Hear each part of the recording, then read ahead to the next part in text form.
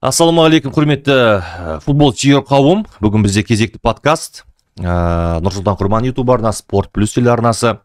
Бүгін бізде ерекше қонақ. Өткен жолы Грекия астанасы Афинада матчтан кейін мен бір өзімше бір әлеуметтік желіге бейне жүктеген болатын. Оны өздеріңіз көргенде шығарсыздар, біраз пабликтерге тарап кетті. Соның астында бір футболшы комментарий қалдыр, және ол комментарийдің өзінің бөлек тағдыры болды. Ол басқа жерлерге бөлісіп, ол комментарийға қаншама адам жауап беріп, үлкен бір резонанс болды. Бүгін бізде студияда қонақта, жалпы сол резонанстың авторы, футболшы, қазақ футболының жарқын жұлдызы, кезінде талай қазақ жанкүйерлерінің өзінің футболымен сүйсіндірген, және бүгінгі таңда медиа нарықта өте қатты белсенді болып жүрген біздің досымыз Ұлан Қонысбаев. Ассалаумағалейкум. Ұлан, қош келдің. Қош көрдік. Көргеніме қуаныштымын өзіңді. Біз де қуаныштымыз. Микрофонды былай жақынырақ ұстап алсақ, өзіңе ыңғайлы қылып. Ұлан, енді қазір Астанадасың. Біраз жоспарлар бар, өзіңде көріп отырмыз, телеарнадан көреміз, оны кейінірек сөйлесеміз. Қазір біздің отандық футбол жайлы әңгімемізді өрбітсек, бастасақ, ең алдымен бұл енді отандық футбол ұлттық құрама. Содан бастайықшы. Өзің білем, кейде сөйлескен кезде көп футбол бақыламайым дейсің, бірақ ұлттық құраманың ойынын міндетті түрде көретінің бар. Осы жолда сен екі ойынды көрдің. Грекияға қарсы және Люксембургке қарсы. Енді алдындағы түсінікті жаңа жылға дейінгі кезең, ол кезде біздің ұлттық құрама жарқын өнер көрсетті, көпшілік енді әртүрлі пікірлер айтылды. Оған да өз үніңді қоссаң, жалпы алдымен осы соңғы екі ойын жайлы айтсаң, қандай ойда болды? Енді ұлттық құрамаға жанкөріміз ғой бәріміз, өзіміз ойнағанбыз кезінде. Енді бұл ойында мен байқағаным, біздің чемпионат қазір енді басталып жатыр ғой. Екі тур ғана өтті ғой. Екі тур ғана өтті. Ал Европада қазір чемпионат қызып жатыр. Сондықтан біздің балаларда кішкене ойында бірін-бірі түсінбеушілік болды кішкене. Сосын жаңа Адиев мырза құрамамен кішкене қателескен сияқты болды менің ойымша. Өйткені сол Данияны ұтқан, Финляндияны ұтқан составпен, жаңағы Асқат бар, Оразов бар, сол составты қоя беру керек еді. Сол енді бағана сенің комментария жазып кеткенім, енді сборныйға мен сол ойындағыдай қатты жаңағы өзім жүрегімен бүйтіп жаңағы қалай айтсам болады, балет етпеппін шынымды айтсам. Бұрын соңды. Осы ойында енді білмеймін, өйткені бұл енді шешуші ойын болды ғой бізге. Ұтсақ ары қарай жаңағы шансымыз көбейетін еді. Сондықтан сондай енді. Жақсы. Бұл жерде мысалы Адиев мырзаны айтып жатсың, құраммен қателесті деп, оны көптеген мамандар да айтып жатыр.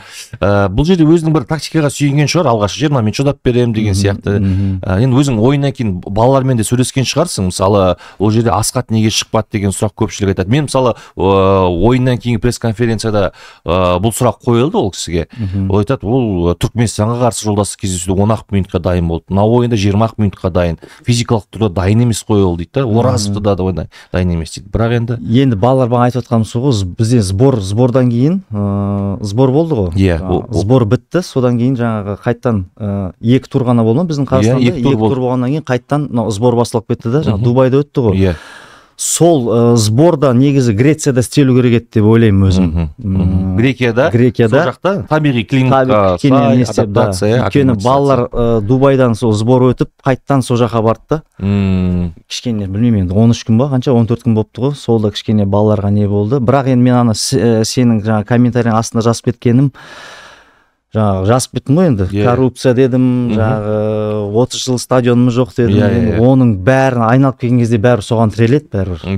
Өйткені мен өзім 2007-2008-ден бастап ойнап келе жатырмын. Енді ол кезде жас болдық, енді ол кезде қатты былай мән бермептік. Енді қазір кішкене бәрін былай ойлап қарап отырсақ, шынымен де 30 жылда бізде дені сау бір стадионым жоқ екен. Жаңағы 1960 жылы жаңағы Қайраттың стадионы салынған, сол стадионымыздан басқа ешқандай стадионым жоқ екен. Астана аренамыз мынау бір жылға қайттан ремонтқа жабылды. Білмеймін, шет елдерде жарты жылда, 2-3 айда бір стадион соғып атады енді. Соғылып атады, Қытай болсын, басқа жақ болсын. Сол жағында енді бар, коррупция деп отқаным сол ғой. Енді ішкі кухня деген бағана көп комментарияда маған дайректке де шығып жатыр да, Ұлан неге барып айтпайсың дейді. Оны біздің жанкүйерлер түсінбейді, көбісі түсінбейді. Ішкі кухня деп отқанымыз сол 30 жылдағы істелмей келе жатқан жаңағы стадионымыз болсын, академия болсын, жоқ қой, әлі күнге дейін. Сол бір Қайрат жаңағы Қайрат Боранбаев Советайстың өзі сол бір академия соқты Қайратта. Енді ол жерде балалар өсіп келе жатыр қазір. Мен өзім қараймын Қайраттың кеше мысалы ұлттық құрамада Әділет деген бауырымыз ойнады. Ойыны өте маған ұнады, қатты. Болашақ бар ол балада. Мысалы сол жерде бір ғана ойыншы шықты ғой. Мысалы кеше мен кейбір әріптестерім айтады да, ұлттық құрамадан бөлек жастар құрамасы ойнады ғой Венгрияға қарсы. Венгрия құрамасы. Алматыда, иә. Ол жақта да негізінен Қайраттың ойыншылары екен. Ұлттық құрамада ойнаған барлық академияның түлектері екен да. Бізде көбіне ақпараттық кеңістікте андай ақпараттар айтты. Қайраттың балалары мықты, Қайраттың академиясы мықты, ана жарысқа барып топ жарып келіпті, көп үміт күттіреді болашағынан дейді. Бірақ сол түлектер кеше Венгриямен ойнады ғой 3-0. Бірақ қарап отырсақ, бұрынғы жастар құрамасы сендер кезінде олар мысалы басқа мықтырақ болған сияқты да, Қайрат академиясынан шықпай-ақ. Бұл жерде Қайрат академиясына күдікпен қарайтындар да бар да. Күдікпен қарайтын. Сен өзің қалай ойлайсың? Енді оны мен былай айтсам бола ма? Неге ұтылып қалады Венгриядан? Біздің қазір Венгриядан неге ұтылды дейсің ба? Себебі сол жерде ойнап жатқан жастарымыз, мынау біздің ішкі чемпионатта мен өзім былай қараймын, мен 1-2 ойнаса ойнап жатқан шығар составта, бірақ қазіргі біздің чемпионатта лимит, легионерлерге лимитті алып тастады ғой, шектеу қойды. Шектеу қойды ма или лимит, бұл алып тастады, лимитті алып тастады да. Біздің жастар қазір кешегі құрамадағы жастар құрамасындағы біреусі кажется составта ойнамайды. Біз қазақ футболын дамытамыз дейміз, егер біздің қазақтар қазір ойнамаса қалай дамиды мысалы? Мысалы кезінде өзің сен сол лимиттің арқасында шықтың ғой негізі. Сол лимит туралы мен айтып кетейінші. Мысалы мен өзім жалпы мен футболға, үлкен футболға мен өзім бүйтіп келе салған жоқпын. Бізде 2013 жылы ма осы Қазақстан чемпионатында лимит деген болды. 18 жасқа толмаған 2 жас негізгі құрамда ойнау керек. Сол кезде мен жаңағы Тараздағы досым бар, Әлімбаев Ғалымжан деген, Бауыржан Байтана өздеріңіз білетіндей, мен осы үшеуміз бүйтіп айналып ойнап келдік. Ол кезде тренер Фомичев еді. Сол енді сол лимиттің арқасында Исламхан Бауыржан болды, одан кейін бізден шыққан жаңағы Ордабасы да, Сергеенко болды, Азат Нұрғали. Сол лимиттің арқасында көп жастар шықты. Мысалы мен оны мойындаймын, өзім де сол лимиттің арқасында шықтым. Қазір неге жоқ ондайды, неге алып тастады? Мысалы қазір мен федерация басшылығына таңғалып отырмын, мынау лимитті алып тастаған таңғалып отырмын. Неге? Қазір мен составтарды қарасам, составта 10 легионер, бір қазақ болса болды. Енді бұл жерде таяқтың екі ұшы бар, олармен сенмен де келісем. Әрине, сен бұл ішкі жан айқайың ғой. Енді қараңыз, енді біз футбол дамытамыз дейміз. Егер 10 легионер ойнап жатса, сонда біздің жастар қайда қазір? Жастардың бәрі қазір қаңғырып кетті, дұрыс па? Бірінші лигада жүр. Егер бұл осылай жалғаса беретін болса, ертең бұл легионерлеріміз келеді, өздерінің жалақысын алады, кетеді, дұрыс па? Біздің жастар қайда қалады сонда, ертең қаяқта олар? Кімнен сұраймыз оны мысалы? Білмеймін, мен сондай федерация басшылығына сондай бір өзім сұрағым қойғым келеді негізі. Сұраққа жауап. Бұл бұндай шешімге не үшін келді вообще? Қандай оймен келді? Соны мен түсінамадым. Конкуренция болсын дейді, ол қандай конкуренция? Бұл жерде агенттердің қазір қалтасы толып отқан сияқты. Агенттердің, олар шетелдік ойыншыларды алып келіп 13-14 легионерлер жүр командада мысалы. Біздің қазақ жас балалар, бағана айтып отырсыз жаңа жас құраманың жастары ешқайсысы ойнап отқан жоқ составта. Конечно, ол ойнамағаннан, конечно, Венгрияға ертең біз Қырғызстанға да ұтыламыз бұлай. Егер практика болмаса, біздің қазақтар ойнамаса, наоборот, неге лимитті қайттан сол келтірдіп, 2-3 қазақ ойнап жүрсе мысалы, жастарымыз өзіміз сияқты кезінде біз ойнадық қой, солай. Үлкен ағаларымызбен бірге ойнап жүрдік, ештеңкесі жоқ.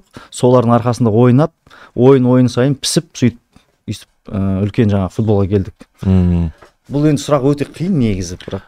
Бұл жерде енді бәсекелестік дейді, евро додаларда да мысалы бәсекеге қабілетті болу үшін бұл лимитті енгізген шығар мүмкін. Мүмкін деген ғой, мысалы, сондай жауап айтылады да. Мысалы, Карабах сияқты командалар бар ғой, Азербайжандық. Олар мысалы, оларда осындай дәл қазіргі біздің Қазақстанда болып жатқан регламент сияқты, мысалы, шектеу жоқ, легионерлерді алады. И Карабахтар мысалы, еврододаларда жақсы ойнап жатыр деген сияқты. Евродода дейсіз ба?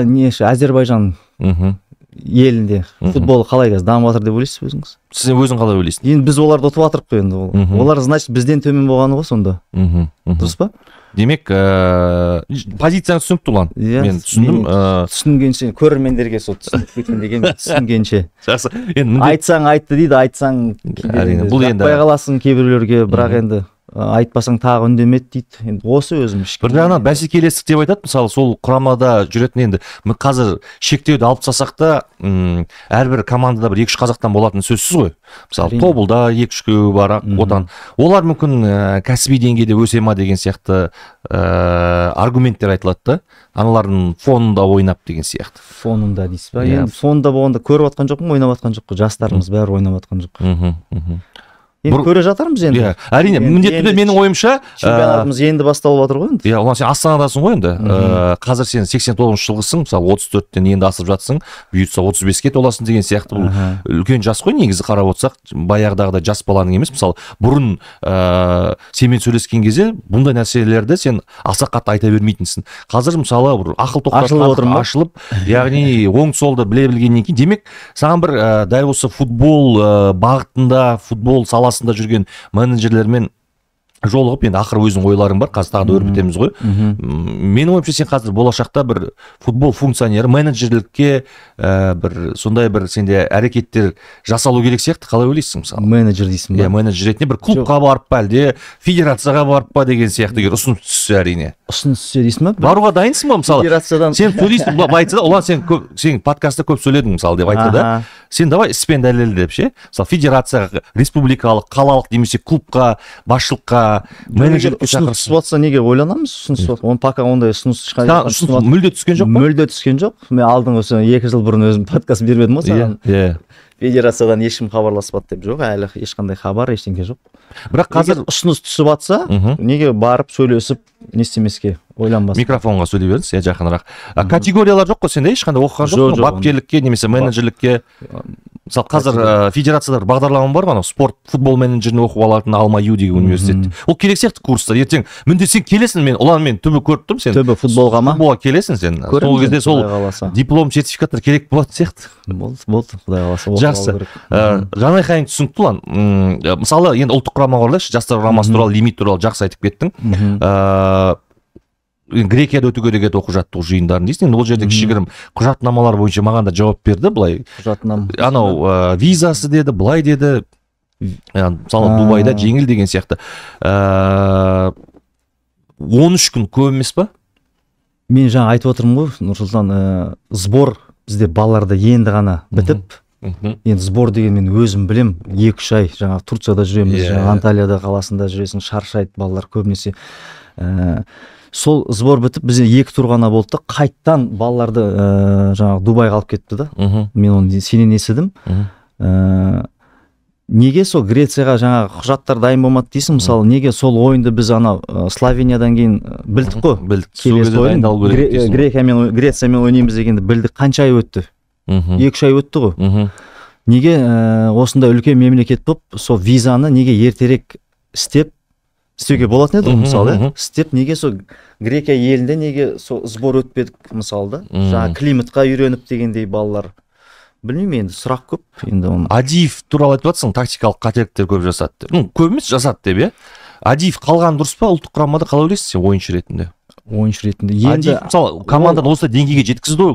Енді оны Адиев мырзаны неге қазір сразу бір ойыннан біз енді не істеуге болмайды ондай. Болды, оны кетіру керек, қайтару керек деген жоқ. Ол қандай осы жылы бүкіл қазақ еліне біраз жаңағы нелер сыйлады ғой, эмоция сыйлады. Қандай ойындар болды жаңағы өздеріңіз, өзімізде болдық қой енді. Енді бәрібір бүйтіп келгенімен бәрібір не орындалмады ғой. Задачаны орындамады ғой бәрібір. Енді Адиевке тағы да неге шанс беру керек? Қазір бір ойынмен ұтылды, бітті деп жаңағы өзің бапкерді жіберуге де болмайды. Просто мен бұл жерде айтып отқаным жаңағы кішкене Словениядан кейін кішкене ұзақ не болып қалды да бізде. 2 ай перерыв болып қалды. Балалар бір-бірімен кішкене жақын ойнап келе жатқан кезде, мүмкін Словениядан кейін бір 2-3 аптадан кейін болған кезде мүмкін Грекияны может ұтып кетермедік. Ол да бар. Енді состав жағына келсем, енді состав жағына келсем, енді білмеймін, жаңағы сол айтып барымыз сол ғой, біз кімді аламыз басқа? Барымыз сол ғой, бірақ енді сол победный состав деген болады ғой, сол составты қоя беру керек еді. Асқат 20 минутқа шыдай ма? 20 минуттан кейін онда ауыстырып тастау. Бірақ шығара беру керек та, Оразовты да шығара беру керек еді. Дух победителя бар дейсің ғой оларда. Конечно, сондай сол составпен шығара беру керек еді. Енді білмеймін енді. Мен өз ойым сондай, енді ол тренерлердің ойын өздері біледі ғой, өздері шешеді. Жақсы. Асқат туралы пікіріңді айтып жатсың. Оразов пен Самородов дуэті жайлы не айтасың? Мысалы, кезінде сендер Жамбыл екеуің сондай рөлді атқардыңдар ұлттық құрамада. Жас, екі қапталда, екі басты назарда ойыншылар болып жүрдіңдер. Қазір сендердің орындарында сол Самородов пен Оразов.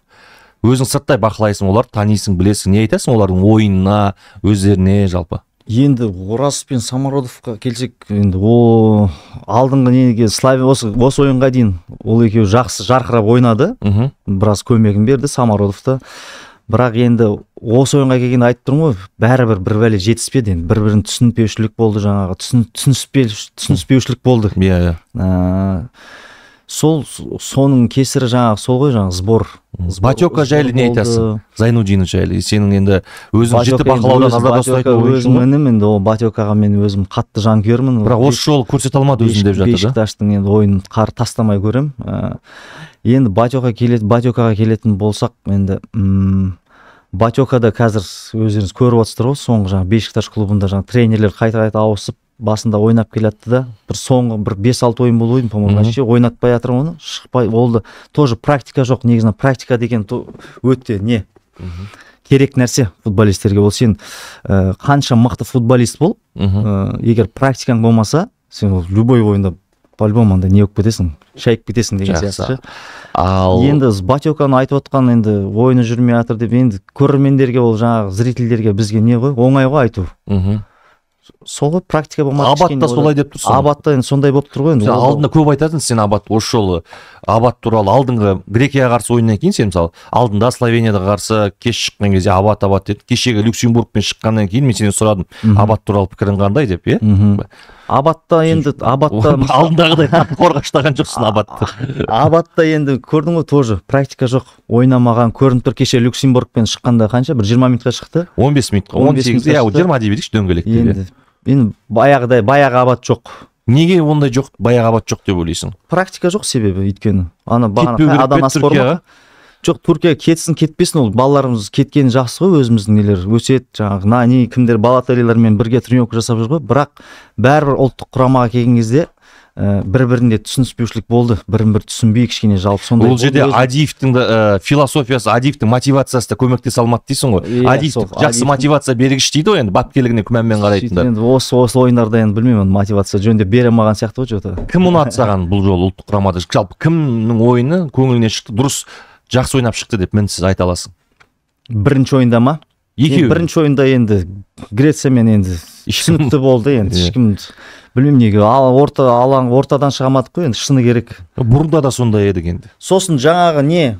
Жақынырақ микрофонға. Сосын жаңағы мен бірінші қай минутта, 13-ші минутта ма, 10-ші минутта пенальти берді бізге. Иә, басақ 7-ші минуттарда алдық. 7-ші минутта сол пенальтида кішкене бір не болды, неге вар қарамады деген сияқты бір өзіме нелер келді. Может, сол быстрый гол болмағанда, может, мүмкін шыдайтын бедік. Иә, ол да құртты негізі ойынды. Ана ойыннан кейін бізге гол салу керек болды, өзіміз жаңағы ойын жүрмей жатыр, жаңағы ортадан шыға алмай жатырық.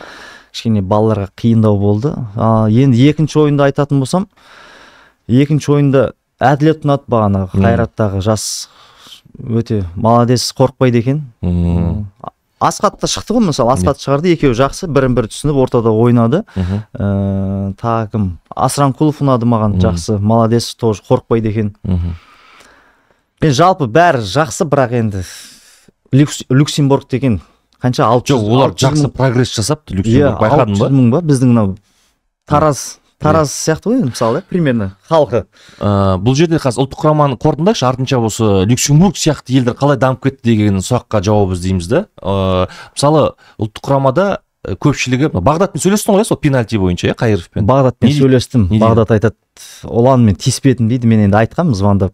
Бағдат, неге штрафныйда сен енді мықты тәжірибелі ойыншысың ғой, неге жаңағы артынан неге істедің, тиіспей қоймадың ба, даже видишь, ол жерде тем более Европада біздің Қазақстан чемпионат емес қой,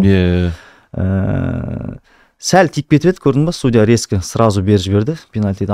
Бағдатпен сөйлестім, Бағдат тиіспедім дейді, бірақ өзім бүйтіп жайлап қарасам, шынымен бірінші негізі жаңағы нападающий негізі бірінші аяғын, Бағдаттың аяғын тепкен екен негізі.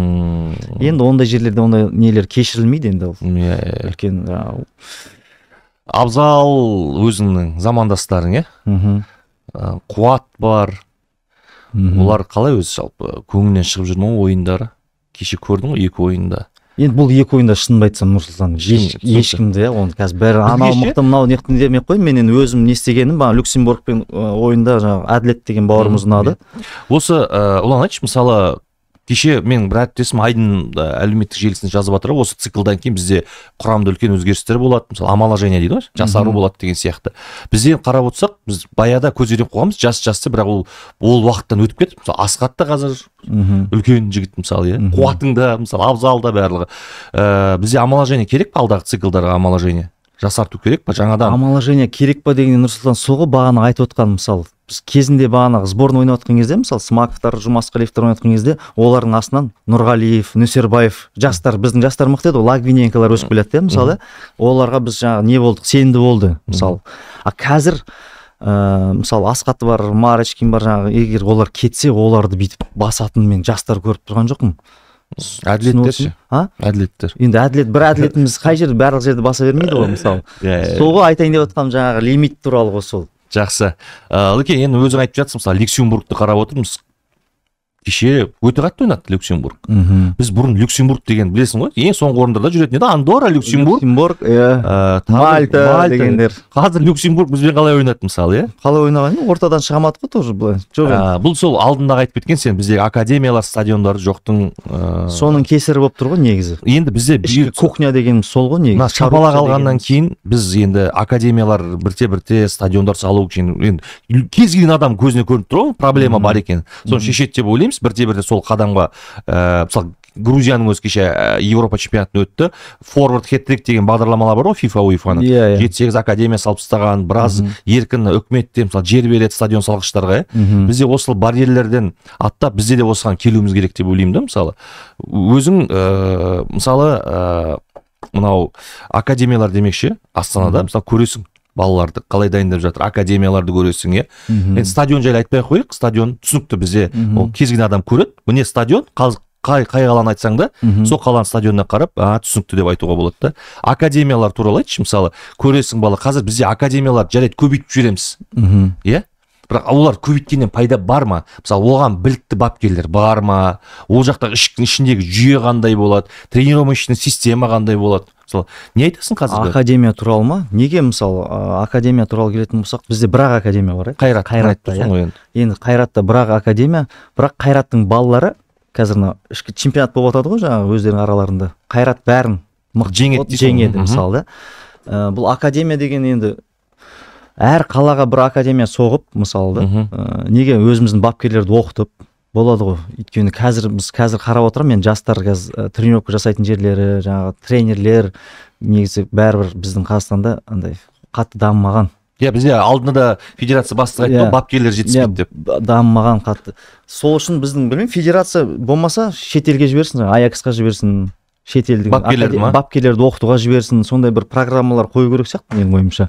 Сосын мен айтып кетейін дегенім, мынау әр қалаға деймін да, мысалы біздің президентіміз мынандай бір тапсырыс берсе, әр қаланың әкіміне, мысалы мен осы жылы сендерге мен осындай бір айтпай қоймын, бір 30 мың, 40 мың стадион емес, 15 мың, 16 мыңдық стадион УЕФА-ға жаңағы не істелетін жаңағы сертификациясы лицензия ала алатын сондай стадиондар болса деймін да, сөйтіп президентіміз сондай әр әкімге сондай бір не тапсырыс берсе. Міндетті кәдімгі. Міндетті, міне осы жылы, осы 25 жылға дейін осындай бір стадион салып сендер бітірулерің керек деп. Әр қалада сондай стадион салса, Москвадағыдай да, мысалы, бір жаңа академия, әр сол қаланың. Сонда мен ойлаймын, біздің қазақтың футболы дамиды деп ойлаймын. Себебі қазір әр қалада жаңа частный школа деген көбейіп кетті. Оның несі бизнеске айналып кеткен сияқты. Өйткені өзім былай көріп не істеп жүрмін ғой, әр баланы бүйтіп бір школада мысалы 100 бала, бір возрастта 100 бала, 200 бала, 300 бала жүре береді да. әр балаға жаңа бізде білмеймін Астанада бір 25 мың 30 мың шығар бір балаға. Сондай келіп балалар мысалы ата-ана балаларын береді ғой. Иә. Береді. Сонда жаңа тренерлердің мен өзім көргем ондай тренерлерден келіп сұрайды ғой, мен балам қалай жаңа өсіп жатыр ма дегенде, ана балада енді бір доп тепкеннен ақ көруге болады. Şu ана балада бұл уже ары қарай жоқ шы. Иә. Сонда жаңа біздің бас бапкерлер, тренерлер ғой, жаңа айтады ғой, ата-анасын айтады ғой, сіздің балаңыз мықты ойнап жатыр дейді да, бірақ алдай салады да ата-анасын. Ата-анасы соған мәз болып, жақсы екен ғой деп жүреді. Ол бала білмеймін не істеп жатқан, ол баланы былай шеттете салады. Онымен даже жұмыста істемейді ол тренерлер. Сондай бизнеске айналып кеткен сияқты. Сол үшін бізге академия, әр қалаға бір академия. Анау не ғой, мысалы естимін, маған да көп айтады, ақша беріп жатыр екен ғой, ашып алайық, бір 2 тренер тауып алайық, на поляны бір мини-футбольный арендовать етіп алайық. Артспорт деген ба, сол сияқты. Артспорт деген ба, ол да жақсы болды қазір бәріне. Ар жақтан да алады, мына жақтан да алады, әйтеуір сол бизнес көзінен. Білігі жоқ тренер болады, кейде футболды жарытып ойнамаған балалар болады ғой, әуесқой футболда да көзге көрінбей, заменада банкіде отыратындар тренер болып жүреді ғой, сықырық ұстап алып қолына доска ше. Одағы не шығады дейсің ғой. Сондай болып кеткен сол ғой, Нұрсұлтан бәрі сол, соның бәріне не қадағалау керек, не жоқ қой, в общем, жалпы бізде. Енді сол бағана президентіміз солай тапсырма берсе, өзің қалай ойлайсың сен? Мен қол саламын оған. Өйткені Көкшетаудағы, Ақжайықтағы, Оралдағы стадиондар деген енді мен баяғы бастағаннан бері әлі сол стадиондар ғой. Искусственный дегенді қашек құрту керек жалпы, неге? Біздің ауа райымыз неге, мысалы, суық деп жатады. Бірақ Москвада не? Бізден де суық, мне кажется, бар ғой. Бізден де суық. Бірақ жасанды емес, табиғи төсеніште ойнап жүрді ғой дейсің ғой. Иә. Жоқ, мысалы бұрын неге айтылмады деймін, мысалы мен алдында да видеода айтамын ғой, әр қалада әкім президент, ол кездегі президент дейікші, айтпаған ба, стадион салыңдар деген сияқты. Мүмкін әкімдер мынандай отчет беретін сияқты, бізде әлеуметтік проблемалар көп, мектеп салуымыз керек, больница салуымыз керек дейді. Бірақ мен осындай мәселелерге таң қаламын да. Бір жағынан бар, мектеп, түсінемін, әлеуметтік мәселе бірінші приоритетте тұру керек. Мектеп, больница дейді. Бірақ кейбір аймақтарда, мысалы мен Түркістанға барған кезде, Түркістан күн ыстық қой, мысалы. Стадион жарытқан жоқ та. Бірақ жаңбыр жауса мұз айдынын сап қойған да. Мұз айдын. Ішінде Түркістанда да мен таң қаламын, мен түсінемін да, мүмкін ол жақта бір халықта сұраныс болып жатса, оқтан бір чемпион шықса, халық айтса да, бізге хоккейный команда керек, бізге фигурный катание керек десе түсінемін да. Бірақ біз жазық спорт түрлерін жартамай жатып, мұз айдынын сап қойғанда, ішінде тренерлер әкеп, ақша бөліп, сондай болып отыр да. Қайберхан бір жеңіп қабет, болды, ипподром саламыз деп ипподром салдыртып жатыр да. Біз футбол не істей алайық та, футболдың рекламасы қаншама. Футбол номер 1 соны, түсінуіміз керек қой негізі. Грузия мысалы, кеше Евроға шықты, бүкіл әлем білді Грузия жайлы. Бүкіл әлем білді. Неге сондай стадиондар соғып, неге бізге жаңа Европа, чемпионат Европасын өткізбеуге жаңа, ол мысалы көп өте. Грузияда мысалы жастар, жасөспірімдер арасында өткізді ғой, евролар. Сонарға стадион салып алды. Қазір туристер келеді мысалы. Туристер келеді. Қазақстанды көреді дегенде, енді білмеймін енді. Жоғарыдағы кісілеріміз егер естіп жатса, мүмкін стадион салу керек дейсің ғой, дұрыс. Академияларды реттеу керек дейсің, ол да дұрыс. Мынау, оны бәріміз айтып жүрік қой негізі олан. Енді бірте-бірте мынау көш жүре түседі дейді. Шыны керек, мен мысалы өзім футзалда да жүрмін ғой, қауымдастықта. Бізде осы күнге дейін біздің футзалдың өзіне бір 2 рет па ұсыныс келген екен FIFA-дан ше, әлем чемпионатын өткізесіңдер ма деп. Біздің тараптан отказ берген да. Мен білмеймін, айтпай қойын кімдер екенін да. Кімдер екенін ба? Айтпай қойын, сен білесің оларды. Маған обидно мысалы ше. Қалай ол туризм өздері хабарласып тұр еще да. Сондай адамға жоқ деп отқаннан кейін не дейсің да мысалы. Сондықтан біз қазір мысалы өтсек десек, кім отказ берді екен, может сол кісіні шығарайық та халықтың алдына. Қалжыңдап отырмын.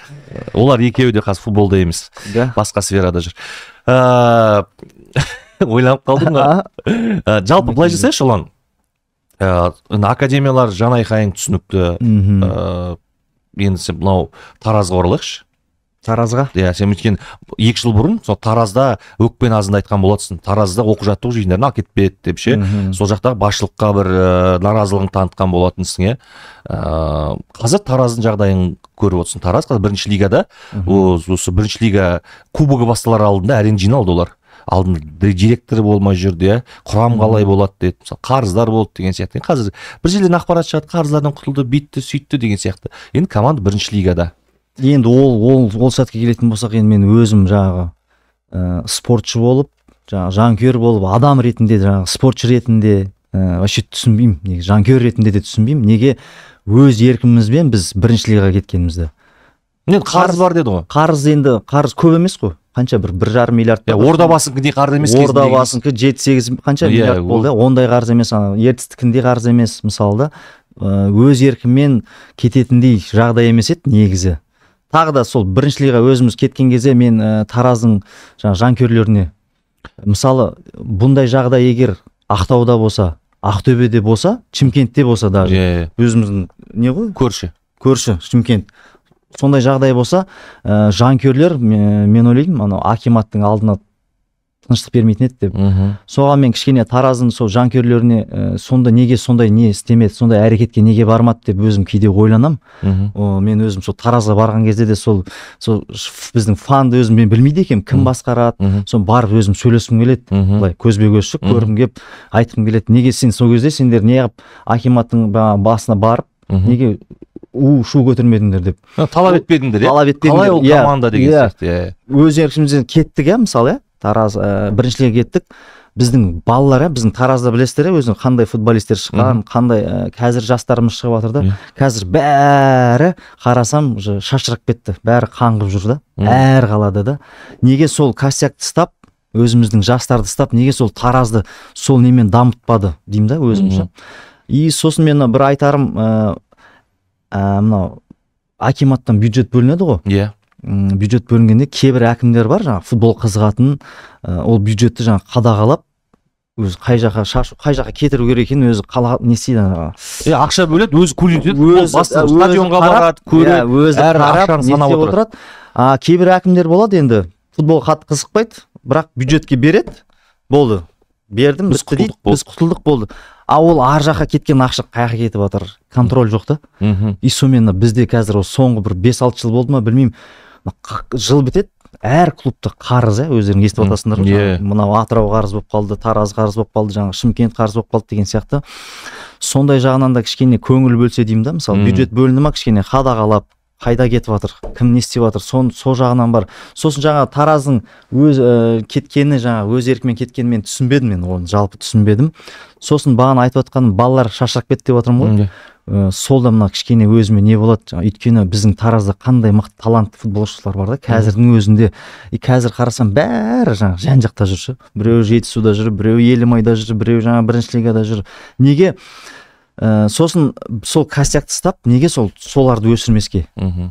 Неге сол кезде бағана легионерлер зачем бізге керек не? Тараздың өзінде бар дейсің ғой. Өзімізде бар ғой, қазақ балалар шығып жатқан. Шымкентте сондай істесін, мысалы. Әр қалада солай өзінің жастарын өсірсе. Қазір Таразды бақылап отырсың ба? Кеше кубоктағы ойындарын көріп сөйлесесің ба балалармен? Ішкі жағдаймен? Жоқ қой, ешкім сөйлесетін, ешкім қамады ғой. Бәрі қазір ояқтағы жаңағы кішкентай жас балалар танымаймын, шынымды айтсам. Бәрі жаңағы өзіміз, мен өзім танитындарым бар, Әмірханов бар, жаңағы Абамыз бар, Айтбаевтар бар, Байтаналарымыз бәрі жан-жақта жүр ғой, Ақтөбеде жүр, анаяқта. Таразбен қазір ешқандай байланыс жоқ сенде? Таразбен ешқандай байланыс жоқ. Контрактында жоқ, баяғыда қалып кеткен бір қарыздар, ештеңеде жоқ. Өкпе деген болды, ол 2 жыл бұрын болды ғой, қазір ондай. Ол кезде сен өкпелеген адамдар да жоқ ғой деймін, ол Таразда. Өкпелеген адамдар да жоқ қазір. Олар да кетіп қалды бәрі. Бұл енді өмір не ғой? Вечно емес қой, еш нәрсе вечно емес, сондықтан адам болып қалайық не болса да деген сол. Өкпе демекші, ұлан, сен алдында маған подкастқа келген кезде, сол сенің кезіндегі федерацияда ғой, енді ол кезде ол президент қазір енді істі болып жатыр ғой, енді түсінікті, Ерлан аға ма? Иә, істі болып жатыр ғой, ақпараттар шықты ғой. Шықты, иә, жаңалықтарын естідім, аха. Енді сен жарақат алдың ол кезде, ешкімге керек емес матч еді дейді барлығы, мысалы Қытайға қарсы сен ота жасаттың, біраз қалыпқа келуге тырыстың, әрекет жасадың, кейін Таразға қосылдың, бірақ Таразда сбор өте алмай, сборға алмай кеттің, соған бір ренжідің. Енді сол жүрген кезде сенде бір өкпен аз болды да, маған компенсация болған жоқ деген сияқты. Компенсация болу керек, мысалы, кішкене қолдау керек еді деген сияқты. Ағалар федерация жағынан ба? Ағаларыңа ренжіген едің сен. Шын мәнде сол реніш әлі бар ма? Шын мәнде дейсің ба, енді компенсация дейсің ба? Енді мен қателеспесем, ұлан былай шындығын айтайыншы. Сен өз қалтаңнан қосымша үшінші отағанмен 40 мың евроң кетті ғой, айтшы. Иә, сондай кетті. 40 мың евроны ешкім орнына қойып берген жоқ саған, дұрыс па? Ешкім қойып берген жоқ оны. Енді мен бір федерацияға бір не істейтінім жаңағы енді ол кезде жаңағы ренжісіп не істеп жүрдім ғой енді. Бірақ ренжіскенде қалай енді ішімдегі жаман болдым да, неге бұлар менімен өйтіп былай не істеп жатыр деп. Мысалы мен өзім кейде ойланамын, федерация бір сұрақ қойғым келеді, осы федерацияға қазір отқан даже басшылар болсын, кеткендер болсын, мен мысалы аяғымды осы елім үшін деп ойнап сындырдым, мысалы далада сындырған жоқпын, оны қазір бүйтіп әшейін әңгіме болсын деп айтып отырмын. Сонда федерациядан әлі ешкім мысалы хабарласпады ғой, әлі 8 жыл болды ма уже. Алдында мысалы 2 жыл бұрын бергенде 6 жыл етін. Қазір 8 жыл болды, мысалы. Мен кейде жатып үйде ойланамын да, мына федерациядан неге ешкім хабарласпайды, мен федерацияға не істеп қойдым деген бір өзіме сұрақ келеді. И соны мен осы біреу маған бүйтіп хабарласып бір айтса екен деймін да, федерация жағынан ше. Ұлан, осындай сен өйстіп бір бөле істеп қойып едің, біз сол үшін хабарласпай жүрміз. Сол кезде хабарласпаған, сол кездегі құрамның ғой олар. Оларда не ғайып? Олар қазір қайда? Жоқ қой, ешқайсы жоқ. Қазір енді басқа келді ғой. Қазір қандай ұсыныспен мысалы саған хабарласу керек? Мүмкін бір қызмет па, әлде мысалы Елдос Ахметов бапкерлік құрамында жүр ғой. Елдос бауырымыз, жастар құрамасынан. Сондайға шақырып келесің бе? Шақырса енді ұсыныс жоқ қой әлі сол. Болса деймін да жалпы. Болса кім біледі енді, барып сөйлесуге болады ғой, неге? Бізде енді болды неміз ғой. Байланыс орнатуға қазіргі федерациямен коннект орнатуға дайынсың. Әрине, танисың ғой қазіргі. Себебі ол жерде Әділханов өзіміздің. Әділет Назарбаев Барминқұлов мырзаны танисың ғой? Әрине танимын. енді олар білмеймін біздің мені көрмеген ба или қалай, соны түсінбеймін, сол жағынан түсінбеймін, білмеймін, маған бір өкпе наздары бар ма или ол кісінің қандай өкпе назы болуы мүмкін? Соны түсінбей тұрмын ғой мен. Мысалы мен ол кісінің орнында болсам, мен мысалы ол кісінің орнында болсам, мен андай мен қазір шақырсын деген оймен айтып отқан жоқпын. Мен былай жалпы қараймын ғой, мынау біздің баламыз мынау осындай жарақат алып қапты. Мысалы да, енді адам ретінде мен оны Әділет ағамыз бір адам емес, ондай жағынан емес, адамгершілік жағынан мына баламыз осындай жарақат алып қапты ғой. Мына федерацияға давай шақырайық, сөйлесейік деген ондай. Мысалы өзім болғанда мен сөйтетін едім, мен білмеймін енді. Әр адам өзі әртүрлі болады ғой негізі. Ол адамның ішкі несіне байланысты ғой, адамгершілігіне, несіне. Бірақ енді бұны мен қазір андай намек тастап ештеңке не істеп отқан жоқпын. Бұл жерде сызып тастасаңыздар да болады. Жоқ. Соны түсінбедім мен, жалпы негізі өзім түсінбедім. Маған қандай өкпелері бар или білмеймін. Мен енді өкпем мақұл, енді менің өкпем ол өтті ғой, кетті. Жалпы өзім федерациядан қандай не. Ал бірақ айналаңдағы достарың жақсы поддержка берді кезінде, сенімен бірге ұлттық құрамада ойнаған, саған аға болып жүргендер, ойбай, тараздық, бауырларым деп жүргендер қолдау білдірді ма? Жоқ, қолдау бәрі көрсетті ғой. Қазір шүкір. Шүкір, бәрі Құдайға шүкір. Мысалы, мынандай бір сұрақ бар да, осы жерде сұрап алайыншы, мысалы, енді футболистерді байқалып дейді. Түсінікті, сен қазір мансабыңды аяқтағансың. Кәсіби тұрғыда мансабыңды аяқтадың. Бірақ сен кезінде Астанада ойнадың. Астанадағы бюджет өте мықты болды. Айлықтар да мықты болды. Премия, бонус, айлықтан бөлек, одан кейін Қайратта да ойнадың. Қайратта да жаман болған жоқ, мысалы. Салыстырмалы түрде, бірақ Астанадан төмен болды, бірақ жаман болған жоқ. Мысалға Танат Нөсербаев дейік, оның бір кәсібі бар. Азат бар кезінде, оның кәсібі бар. Мысалы, сен қазір өзің оған ораламыз, қазір жасап жүрген шаруаларыңа, бірақ қазір сенде бір сақталған қорың бар, экономикалық қаржылай бір жерге тәуелді емессің, өзің тәуелсізсің, өзің жиған тергенің бар, бір салған инвестицияң бар, немесе бір дөңгелетіп отырған кәсібің бар ғой, негізі? Енді бүйтіп кәсіп дейтін енді андай кәсібім жоқ былай, енді бағана сен айтқандай сол жаңағы біз енді кезінде футбол ойнап жүрген кезде жаңағы қатты ондай неге уақытты болмады ғой бізде ондай. Енді былай енді бағана айтып отқан жинап кішкене теріп қойған, әйтеуір Құдайға шүкір жетеді. Аллаға шүкір, отбасыма бәріне жетеді. Яғни бірақ енді былай бизнес ондайым жоқ пока. Ондай ашқан жоқпыз. Енді ойда бар енді. Кез келген қызметке барсам, ақша үшін бармаймын дейсің ғой жалпы? Жоқ. Курс ұстау үшін деп айтайыншы, қазір сондай деп кетті ғой. Курс болмаса бармаймыз деген. Жоқ, ондай. Футболға барса, қызметке барса, курс үшін бармайсың. Адал еңбек ету үшін, отандық футболдың дамуы үшін барасың, дұрыс па? Мен Таразға барғым келеді негізі өзім, жалпы Тараз футбол. Тараз қазіргі клубына ма, әлде сол жақтағы бір академия? Жоқ, футбол клубына. Өзім мен бір ұсыныс түсе деймін да, сондай ұсыныс. Әлі де алда әлі бір болып қалған шығар, бір ұсыныстар әлі біздің де бір уақыт келер әлі. Сол кезде енді өзім сол кезде барған кезде енді жалпы өзім сол кезде бір жақсы бір результат көрсетемін деген нем бар өзім. Сен Таразда стадион салдың ба, бір нәрсе болды, алаң сап бердің ба?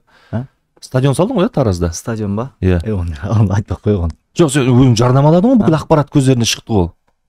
Иә, ол ағама ғой. демек әйтеуір бәрі жақсы деген сөз. Құдайға шүкір. Оны айтпай ақ қойыңыз. Неге? Басқа Басқа тағы не жаңалықтар қойсай? Жоқ, негізі осы төңіректе енді Тараз жайлы сөйлестік, ұлттық құрама жайлы сөйлестік, біраз мәселелер бойынша сөйлесіп жатырмыз ғой. Сосын бағана Тараз туралы шы тағы да, Тараз емес, вообще жалпына бүкіл Қазақстанның командаларына шы, мынандай не бір да, мысалы бір сезонға дайындық бюджет бөлінеді ғой, жаңағы бюджет туралы айтып отырмын ғой, бюджет бөлінеді да, сол бюджетті әйтеуір сол бір жылда әйтеуір бітіру керек ше.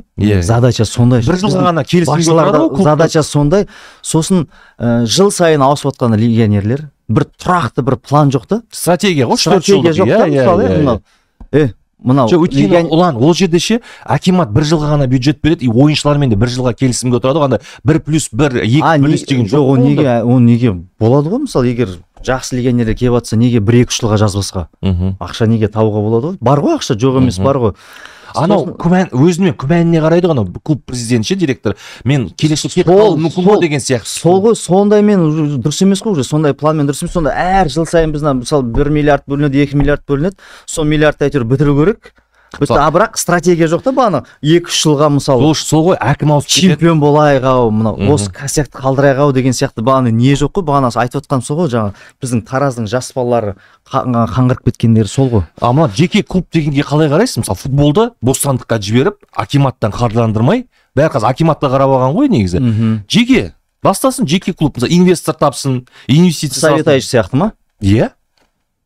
Таразда сол кезде бизнесмен жоқ па сонда ешқандай? Ол бизнесмен оны қызықпайды ғой футболға, видишь. Өзінің ақшасын бергісі келмейді мысалы. Бізде проблема сода шығар. Мысалы Түркияда частный клубтарға өткен халыққа футболға қызығады да, ауырады мысалы. Көп клубтар частный ғой, ірі компаниялар да. Біздің қазақтардың бизнесмендері, Турлов дейік ше, сол өзге ұлт өкілі ғой, мысалы басқа елдің азаматы делге сол бөліп жатыр да. Біздің қазақтар футболға бергісі келмейді сияқты, шашылып ше, ол тығылып былай Дубайда ма, басқа жақта бір жеріне салып алған жақсы көреді да. Гостиница ма, комплекс па мысалы. Футбол зачем дейсің ғой? Зачем футболда ма, пайда жоқ, ертең меня могут хлопнуть деген сияқты. Қызықпайтын адамдар ғой, қызықпайтын кісілер. Мүмкін біздің менталитетте шығар. Менталитет сондай ма? Мен мысалы қанша ірі бизнесмендерге айтамын, бүйтейік сөйтейік деймін ғой кейбір. Олар анау футбол немес, басқа нәрсе ойлап тұрады, қайтарымын шықпай қалады ау деген сияқты. Тез қайтарып алу керек, зачем маған ол деп ше. Или маған мемлекет берсін да бірінші жерді тегін деген сияқты ше. Сондай бір нәрселер тұрады да, стадион салайық деген сияқты. Тегін берсін стадион, аяқтан субсидия аламыз, оны өзім ақ істей аламын ғой, мен жер тегін алсам деген, субсидия алсам деген сияқты мысалы. Дұрыс па? Енді оны жоғарыдағыларға айту керек қой. Жоқ, негізі қысу керек, жоғары жақтан қысу керек. Вот. Қысып, осындай істеу керек, осындай клуб ашу керек деп қысса, онда болады. Былай жалпы болмайды ғой негізі ондай. Қазір ұлан 34-те, 35-ке толады, бойдақ. Бойдақсың ғой? Бойдақпыз. Дұрыс қой, сол 34-тер бойдақ. Бұл андай бағдарлама емес, сұрамай қой, неге бойдақ, басқа варианттар бар ма деген сияқты. Оның соңында бір сұрақ бар, айтпақ соң қоям. Мысалы Астанада тұрасың, ресми бір мемлекеттік қызмет ешқандай жерде жұмыста емессің, жеке өзіңмен өзің Ұлан Қонысбаев болып жүрсің, футбол ойнап қоясың, әуесқой деңгейде медиаға барып, ол да бір жағынан дұрыс дүние. Астанада тұрасың. Енді мынаны сұрайын дегенім, қазір енді немен айналысасың басқа? Қазір қандай шаруалар бар? Негізі жаман сұрақ екенін білем, немен айналысып жүрсің деген сияқты, мамайтын да білем. Қазір сен жобадасың, телевизиялық жобада жүрсің, Егіз лебіз деген ба? Иә, егіз лебізде жүрсің. Егіз лебіз деген жобада. Қалай сені көндірді, сен қалай бардың ол жаққа? Көбіне көп футболшылар бармауға тырысады. Иә, енді бұл футболистердің арасында мен ең бірінші ғой, иә. Негізі басында маған ұсыныс түскен кезде мен Қостанайда неде жарыста жүрдім ғой. Ана медиа лигада бізде жарыс болып жатты. Иә. Мен Қостанайда жүргем негізі басында сразу отказ бердім, қатыспаймын деп.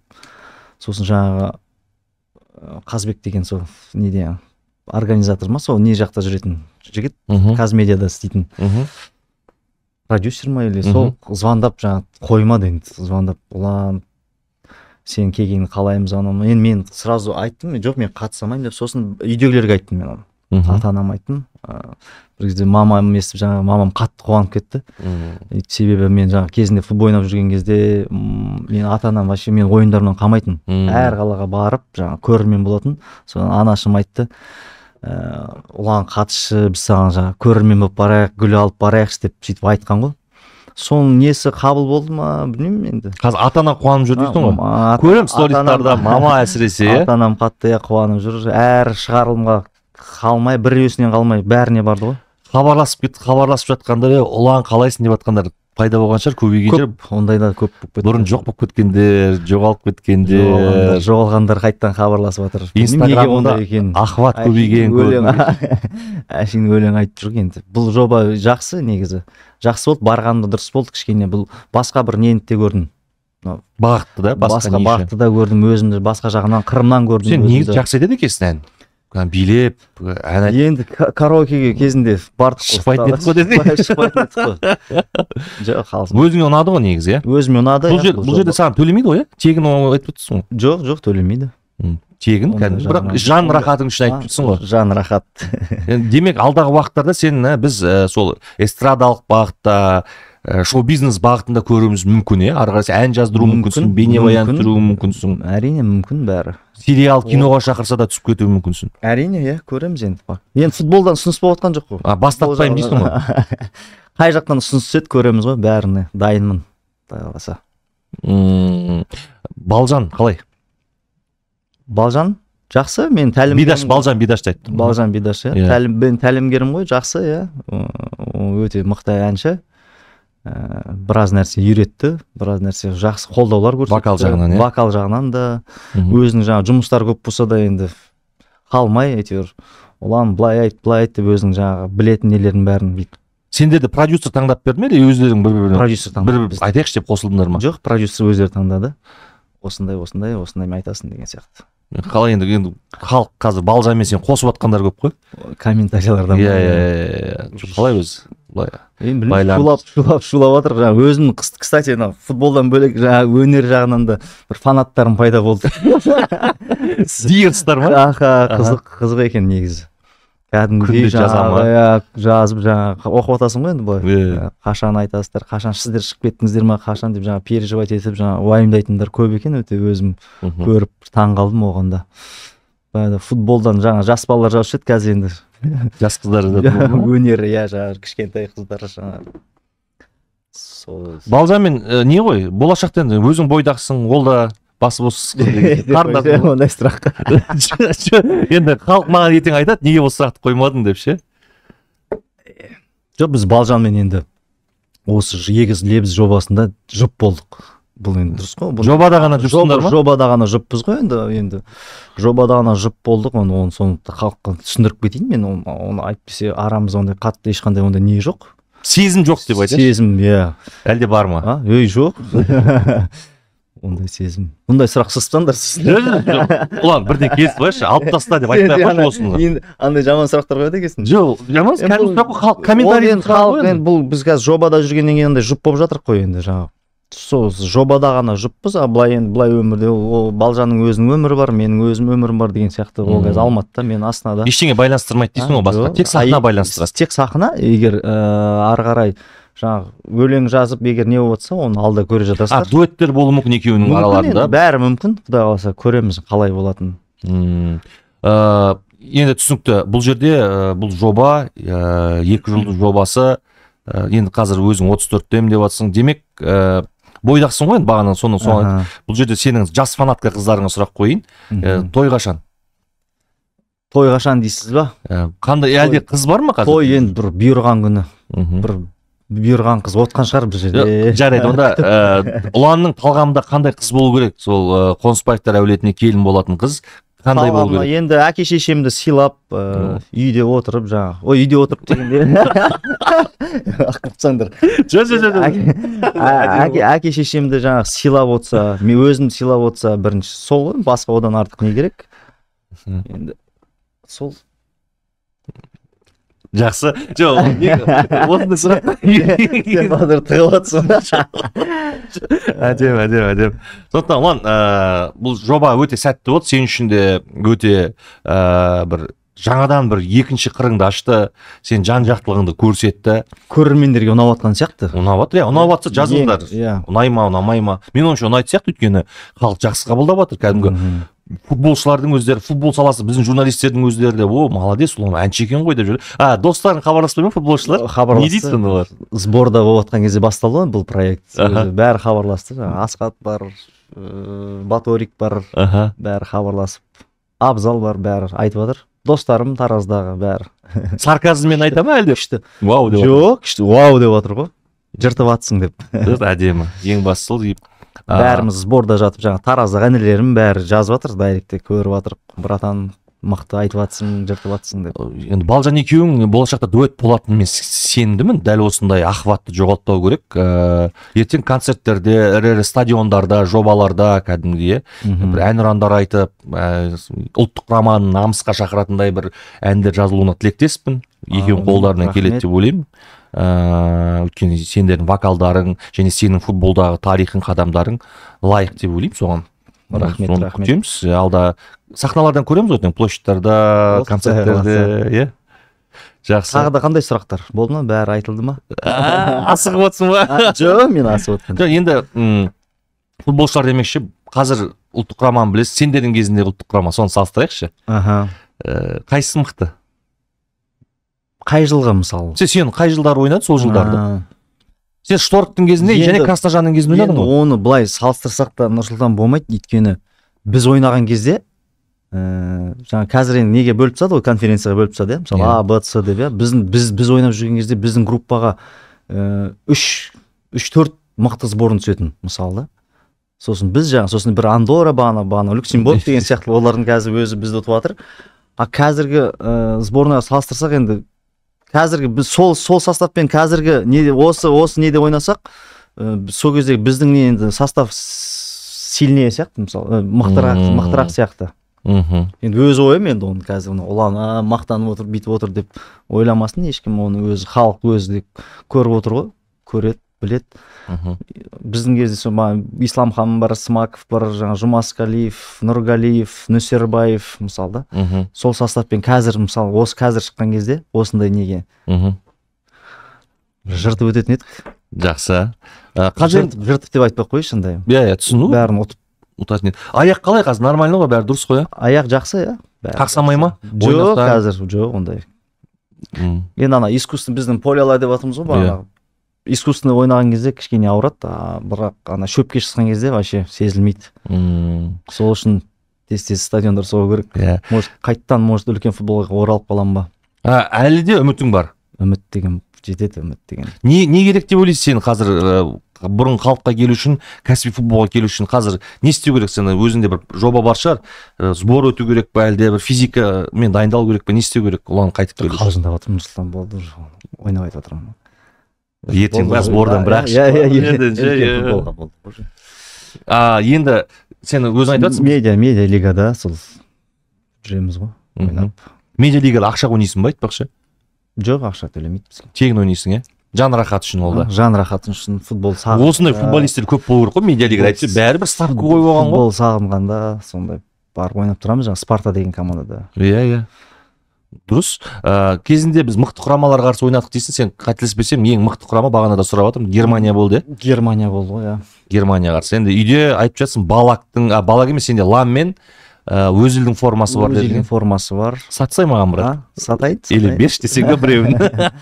Аукционға қойын болмаса. Дұрыс, енді әдемі ғой, әсіресе өзілдікке. Көп негіз үйде формалар жатыр, біраз ауысқан кезінде ойнаған. Бір көру керек екен, бар, бір студиямызға бір жер қойып қоймаймыз ғой осы жерге. Бір іліп. Қояйық, болады. Болады. Ертең біздің кнопка келеді. Кнопка келеді деген сияқты. Айтпақшы, кітабың бар еді, кітап жазып жүредің ғой. Кітабың бар еді, бағана ұмытып кетіппін. Ештеңе, бірақ халық біледі оның кітабың бар екенін. Ұланның кітабы, ол сатыла ма бір жерде? Ол кітапты оқысаңыздар да болады. Меломан қай жерден алуға болады? Оны әлі сол шығарған жоқпын мен ол жақтарға. Шығарсай бір ертерек. Болды, Құдай қаласа. Соны оқиық, көрейік. Аты қандай еді? Мен және футбол.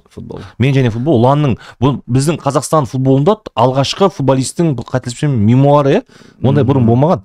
Бірінші рет сахнаға шыққанда, бірінші рет кітап жазғанда осы Ұлан. Оқыңыздар, танысыңыздар. Өзің жаздың ғой, өзім жаздым. Әкем кішкене көмектесті жазу жағынан. Бірақ енді өзім айтып не істеп отырдым бәрін.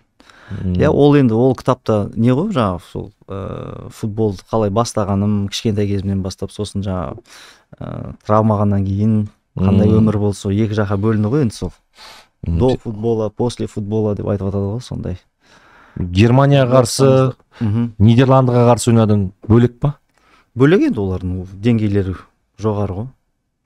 Сол системалары бар, олар жүйе бар дейсің, сол жүйеден жүйелі осы кішкентай кезден бері келгеннен кейін осындай деңгейге жетті. Әйтпесе өзіл семен бойы бірдей ғой мысалы. Бірдей ақ, иә.